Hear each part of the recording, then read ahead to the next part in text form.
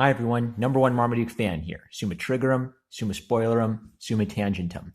I just finished a review of a Image $1 preview, and something I talked about in that was branding and damaging your brand. And a point I made was because of the unprofessional conduct of its co-founder, there's now a distrust issue for me with Image's brand. His action has diminish my trust in his brand and his company's ability to produce stories I can connect with.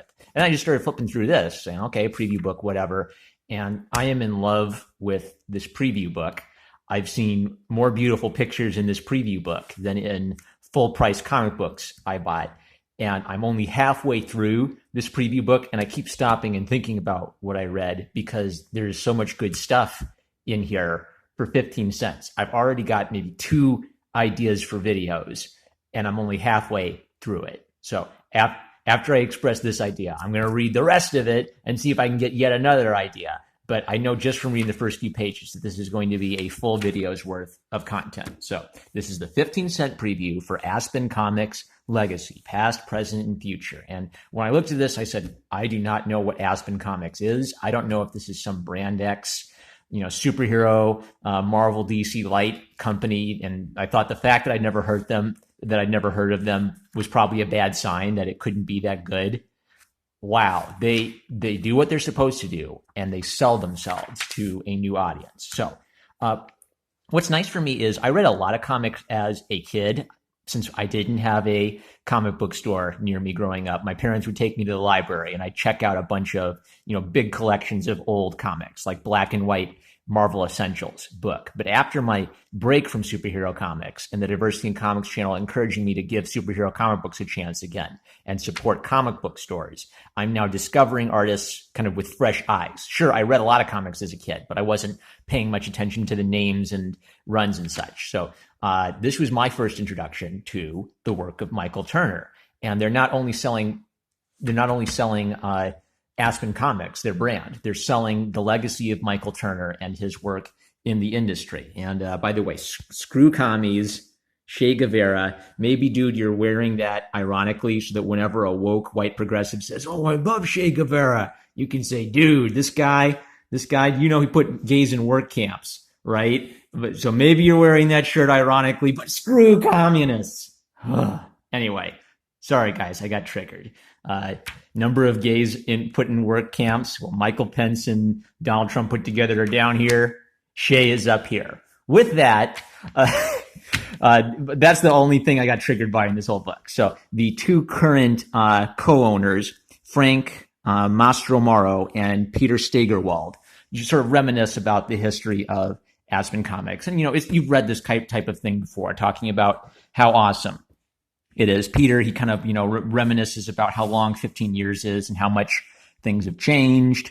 And Frank, I expect to see a little bit of kind of boilerplate. It's all thanks to you, the fans kind of stuff. But the reason this stood out to me is they didn't just say it's all thanks to you, the fans. They said it and then they underscored it.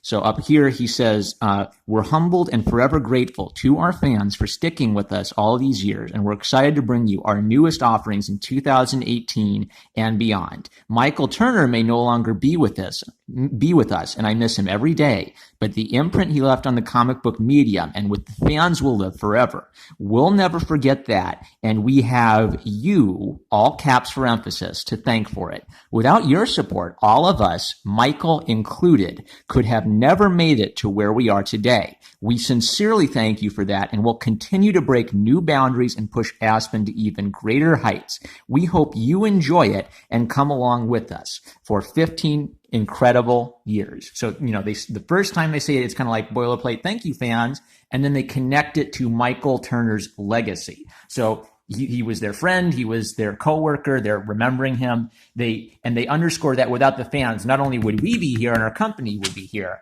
our friend who we're remembering would not have been here. Our friend who we're remembering would not have succeeded. So by underscoring the point, it's like in the Bible. If it gets repeated, that's because it's important. By repeating the point and underscoring it, they are demonstrating that it's not just a throwaway line. They are making a point from their appreciation of the fans. And then this continues. So, by the way, boobs and butt pose. Do you remember around the Hawkeye Initiative when the boobs and butt pose became like a, what's the word for it? Feminist albatross? I don't know what the word is, but yeah. Well, they're Aspen Comics, because they're a little company. They are proud of their fan base. They're proud of getting their fans excited, and they are okay with using some healthy sex appeal and ideas of beauty to sell their comics. They're not above that. This stuff is just sort of just some basic summary of what the book is, how long it's been out. Beautiful, beautiful, beautiful, beautiful, beautiful, beautiful, beautiful, beautiful, beautiful. Artist Coy Turnbull. Boy, he's got some good stuff. This is a talented guy. He kind of remembers, being impressed by all the ideas at this place where they'd have a bunch of great ideas for stories, and he'd think, wow, if they are throwing out an idea like this, they must be full of great ideas. Really good art, I appreciate that. I want our boy Coy to succeed in a free market capitalist country and enjoy the fruits of his hard work and labor. I totally would not support a Marxist revolution to seize all of the money that he has worked hard to earn with his great art and redistribute that to people who doodle cross-eyed dinosaurs. Good on you, Coy. I value your hard work and labor in a free country with capitalism. Alex Conant, most of these comments are just sort of like, yeah, I remember working there. They were cool. They gave me my start. These are cool people to work with. They were awesome. Marcus Toe's name showed up. Marcus Toe is the artist on Guardians of the Galaxy who kind of gave me hope after I read some of the worst Marvel comics all year. A few Marcus Toe books that were beautifully drawn just made me say, oh, good, I'm so glad I read this. And I discovered Marcus Toe's work. So this is an illustration of how every comic book you do is credit in the bank. I've sort of taken a diversity in comics idea about humor, where he says the thing about humor is it's on credit. You can have a few stinker jokes as long as you get some laughs. But if you tell 100 stinker jokes, then you won't get laughs even on your okay jokes. It's the same with art. If you put a lot of artistic commitment into one comic book and I read that comic book, you now have credit in the bank to make me want to go check out more of your stuff, like Marcus Toe's stuff on Soulfire, Chaos Reigns, Soulfire Volume 2, Nightwing, New Avengers, Joyride. Okay. Marcus Toe, unlike Image Comics and Eric Larson now, has earned credit in his bank. Number of times calling me a Nazi or insinuating I'm a Nazi sympathizer, 0. Number of books I've read by Marcus Toe, which I thought were beautiful, and I just looked at the art and appreciated the art, 2 or 3. That sells me on going to check out a trade. This is kind of basic economics, supply and demand 101 level stuff. But the comics industry has become so toxic that you have to talk about these really obvious things. Okay. Relationship to comic book stores. Retailer Relations by Chris Rupp, who I guess owned a comic book store called Rupp's Comics. For 15 years, Aspen has strived to cultivate a solid relationship with direct market retailers, creating products they have hopefully enjoyed selling and providing to their customers. There have also been countless store signings and events. Aspen store head honcho Chris Rupp recounts one of those events from way back in the day.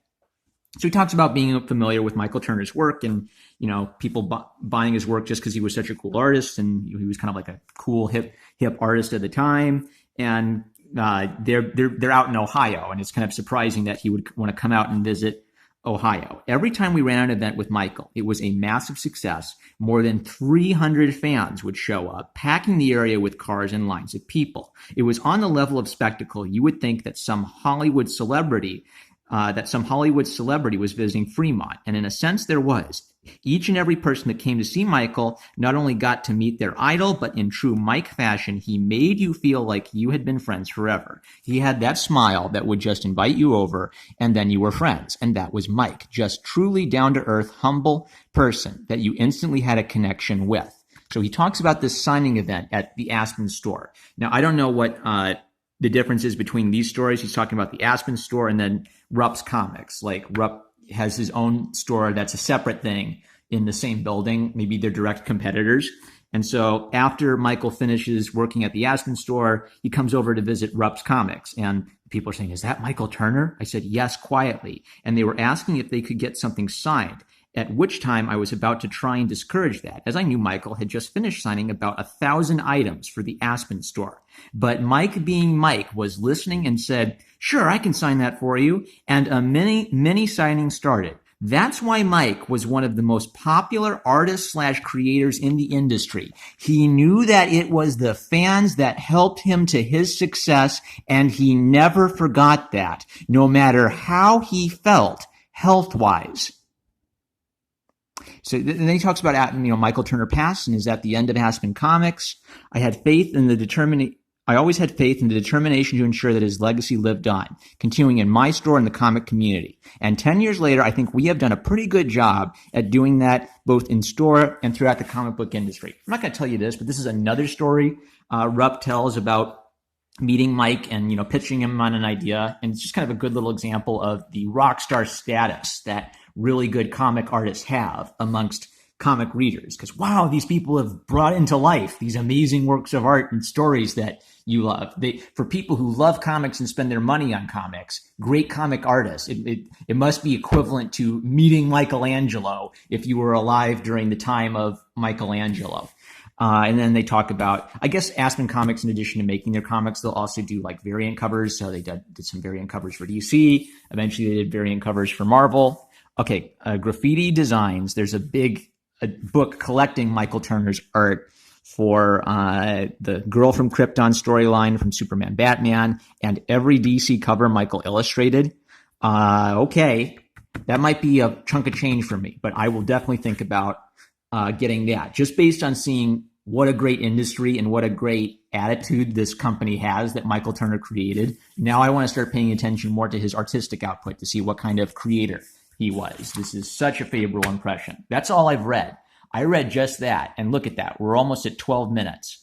What this is this is a little reminder that an industry that wants to succeed values the people spending their money on the product. You don't have that, you don't have product. You don't have ink and paper to print it on.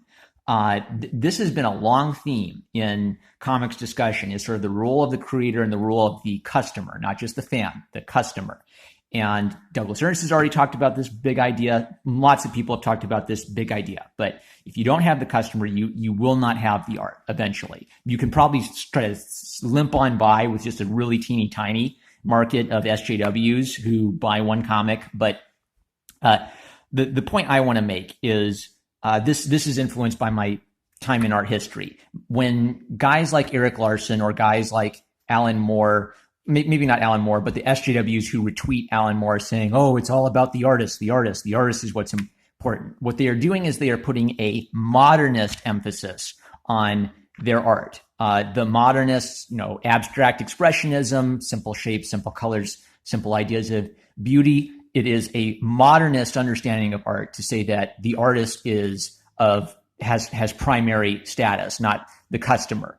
And what's easy for Americans to forget, I think, is that that's a somewhat unusual idea in the history of art. Michelangelo made work for the Pope. If the Pope didn't like Michelangelo's art, Michelangelo changed his art. That's actually what I'm reading about in my Renaissance and Reformation history right now, is there was a lot of critical self-reflection in changing your art based on what the customer, which at that point was the papacy or a wealthy private family like the Medicis, wanted. They want their patron saint in your painting. You put that patron saint in that painting. And if Michelangelo wasn't above responding to what his customers and what his patrons wanted, why is the comic book industry so high and mighty about their role as the artists and the creators above and beyond the customer? When Aspen Comics is trying to sell you on buying Aspen Comics, they value the creator because they value the customer because they recognize they need the customer to continue to exist. It's only when you feel comfortable and like you can get away with anything and not face consequences that you start pretending that customers shouldn't be listened to, or that their desires should be ignored, that fans don't know what they want, and overemphasizing the value of the creator. You need inspired creators, but an arrogant creator is someone who thinks that the person who is consuming the work they're producing is not an important part of the equation. If there are no customers, maybe Eric Larson just wants to photocopy some comics from his printer at a zine fest and give those away for 25 cents or for free. But art doesn't mean much if there's no one there to enjoy the art that you're making. And Aspen Comics gets that. I will be supporting this company, which I did not know about until they gave me a 15-cent preview book. And they're going to be making 25-cent preview books of some of their series.